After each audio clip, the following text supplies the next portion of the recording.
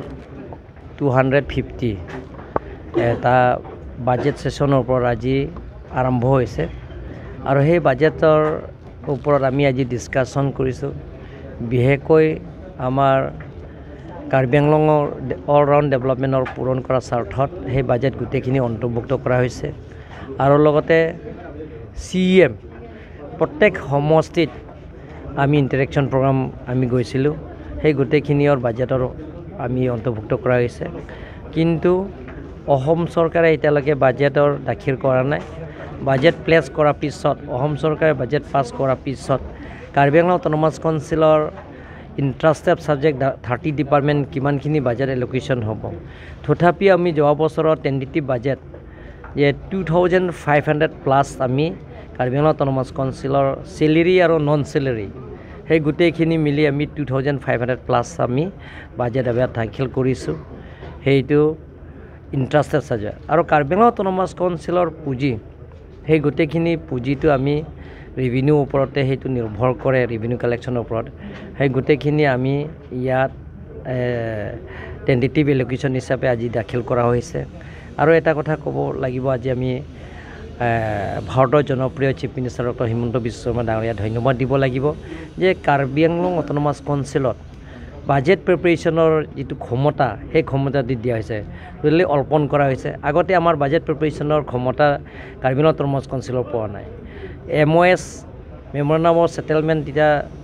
আমাৰ জয়ন্ত ৰংপি ডাঙৰীয়া তেখেতে CMO আছে আৰু MP আছে তেখেতে বহুত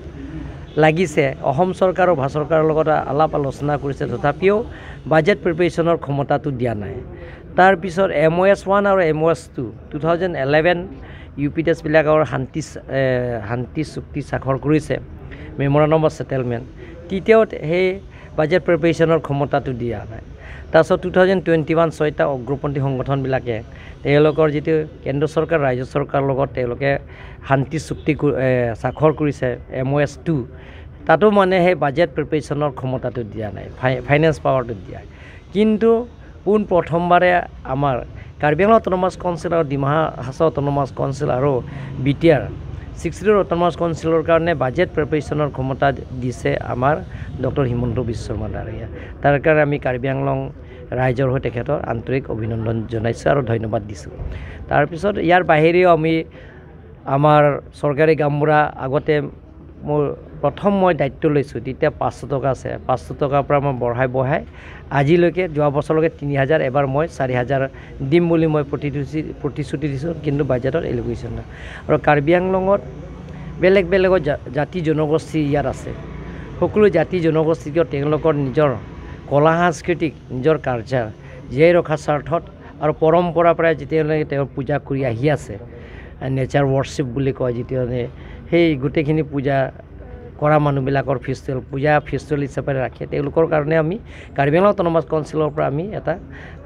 বাজেটৰ গ্ৰাণ্ট ইণ্ডিয়া হিচাপে এলোকেশ্যনৰ দিয়া হৈছে ষ্টেট গভৰ্ণমেণ্টৰ যিটো এলোকেশ্যনৰ ওপৰত নিৰ্ভৰ কৰি ইয়াত পূৰ্ণাংগ বাজেটখন দাখিল কৰা হ'ব আকৌ ছেশ্যন হ'ব আপোনালোকক জনাম এইবিলাকৰ গোটেইখিনি ইনষ্ট্ৰাকশ্যন দিয়া হৈছে যিমানখিনি ইলিগেল যিবিলাক ইটা বহাইছে সেইটো আমি কাৰ্বি আংলং অট'নমাছ কাউন্সিলৰ পৰা এটা ইনকুৱাৰী কৰিবৰ কাৰণে মই এটা অৰ্ডাৰ দিয়া হৈ গ'ল সেইটো এমাহৰ ভিতৰত গোটেইখিনি সেই ছাবমিট কৰা হ'ব এমাহ নহয় এইটো মাহত